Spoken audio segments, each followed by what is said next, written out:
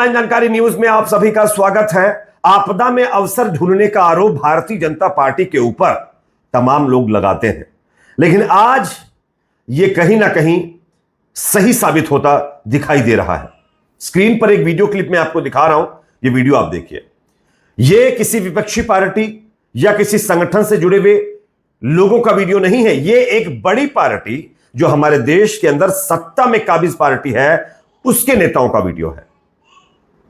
आप सब जानते हैं पाकिस्तान की कायराना हरकत की वजह से देश के अंदर न जाने कितने लोग शहीद हो गए, हमारे बीच नहीं रहे। अब उनकी फिक्र करने की बजाय बीजेपी के नेता अपना राजनीतिक मंच इस बहाने बनाने में लगे हुए हैं।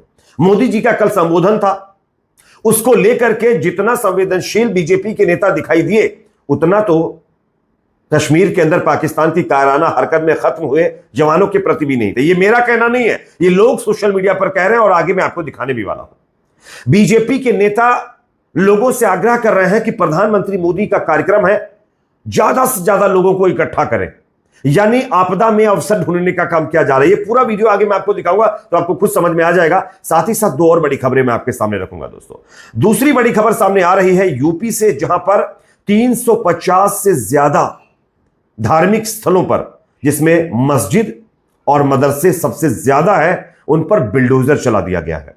यह कार्रवाई योगी जी का कहना है कि अवैध निर्माण के नाम पर की जा रही है। अगर अवैध निर्माण पर कार्रवाई की जा रही तो सिर्फ एक ही धर्म में अवैध निर्माण है क्या, दूसरी धर्म नहीं है? ये लोगों का कहना है। आगे इस पर भी चर्चा करेंगे। उससे पहले छोटी सी रिक्वेस्ट, अगर ये वीडियो आपको पसंद आए तो उसको लाइक जरूर करिए, चैनल पर नए हैं तो सब्सक्राइब कर लीजिए। अगर ये वीडियो आप फेसबुक पर देख रहे हैं तो प्लीज हमारे पेज को लाइक और फॉलो जरूर कर लीजिए। बात करते हैं पहली खबर की। सबसे पहले स्क्रीन पर यह वीडियो देखिए, बीजेपी के नेताओं का वीडियो है। यह किस तरीके से प्रधानमंत्री मोदी के कार्यक्रम को लेकर चिंता में है, ना कि कश्मीर में पाकिस्तानी कायराना हरकत में खत्म हुए जवानों की चिंता इनके अंदर दिखाई दे रही है। देखिए वीडियो। पाकिस्तान से जीत के बाद, आतंकवादी के सफाया के बाद ये पहला कार्यक्रम मोदी जी का होगा, तो सब लोग मोदी जी के लिए सभा में पूरा दिन रात लगेंगे, ऐसा मेरा उम्मीद है। और विक्रमगंज के लोग को ज्यादा मेहनत कर। पाकिस्तान से जीत के बाद, आतंकवादी के सफाया के बाद ये पहला कार्यक्रम मोदी जी का होगा, तो सब लोग मोदी जी के लिए सभा में पूरा दिन रात लगेंगे, ऐसा मेरा उम्मीद है।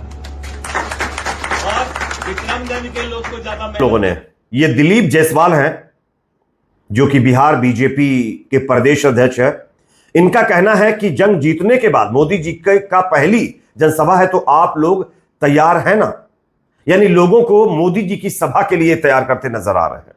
अब इसको लेकर के सूर्य समाजवादी नाम के एक्स यूजर लिखते हैं, पाकिस्तान से लड़ते हुए जो जवान शहीद हुए, उन्हीं अभी उनकी डेड बॉडी उनके घर नहीं पहुंची और बीजेपी वाले उस पर राजनीति करने लगे हैं। धिक्कार है इन लोगों के ऊपर। इसके बाद आप थोड़ा नीचे कमेंट में जाएंगे तो आप देख सकते हैं किस तरीके से लोग कमेंट कर रहे हैं। विकास सिंह कुशवाहा लिखते हैं, इतनी बेशर्मी कहां से लाते हैं यार ये लोग। उसके बाद आप देख सकते हैं दिलशाद लिख रहे हैं, सारी कार्रवाई इलेक्शन के लिए ही की गई है सर। इसके बाद राहुल यादव लिख रहे हैं, जब तक शहीद जवान का पार्थिव शरीर घर पर ना पहुंचे तब तक नेता भी अपने घर ना जाए, किसी ऐसी जगह रुके जहां श्रद्धांजलि के लिए बैठक स्थान बनाए।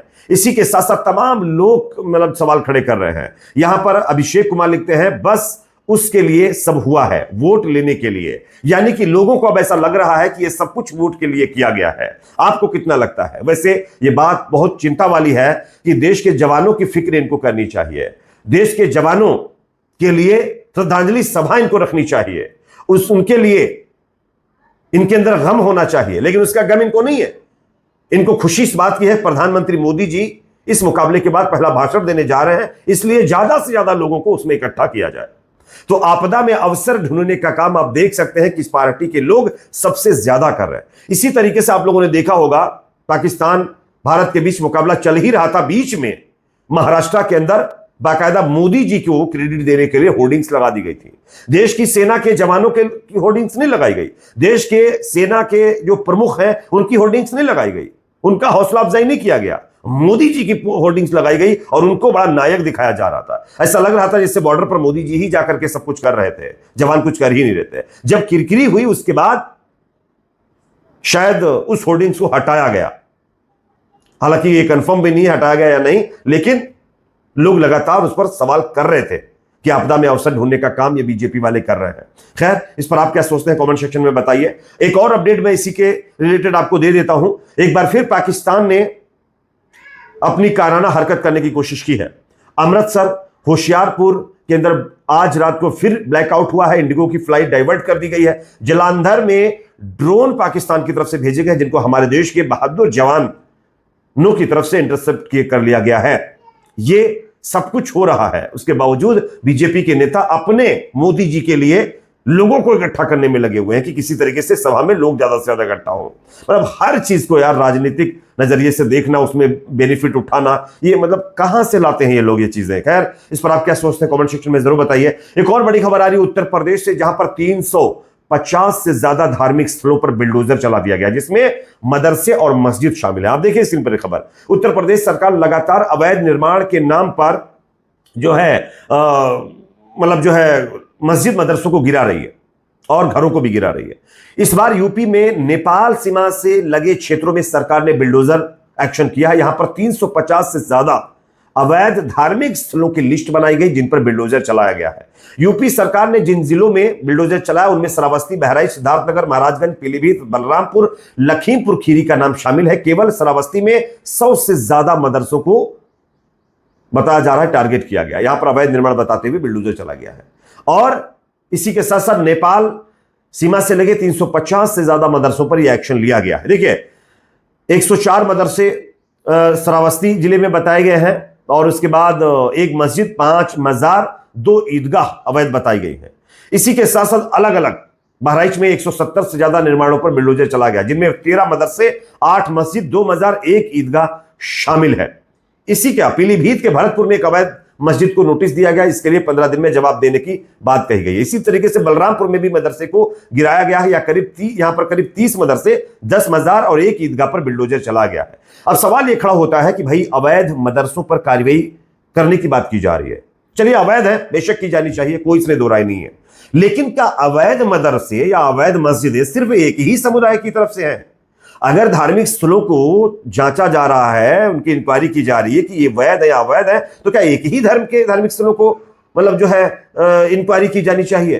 क्या ये गलत नहीं है? अगर आप इंक्वायरी कर रहे हैं वैध या अवैध की, तो आपको तमाम धर्मों के धार्मिक स्थलों को भी जाकर के वहां पर भी छानबीन करनी चाहिए, वहां पर भी इंक्वायरी करनी चाहिए कि वो कहीं अवैध तो नहीं है। लेकिन उन पर कोई तरीके की कार्रवाई नहीं है। मुसलमानों के धार्मिक स्थलों को छोड़कर दूसरे किसी भी धर्म के धार्मिक स्थलों की कोई इंक्वायरी नहीं की जा रही है, लोगों का आरोप है। सिर्फ मुसलमानों के मस्जिद और ईदगाह, मजार, मदरसों को मतलब जो है उनकी इंस्पेक्शन की जा रही है, जा जाकर के अधिकारी कर रहे हैं, वहां पर इंक्वायरी कर रहे हैं कि ये वैध या अवैध है।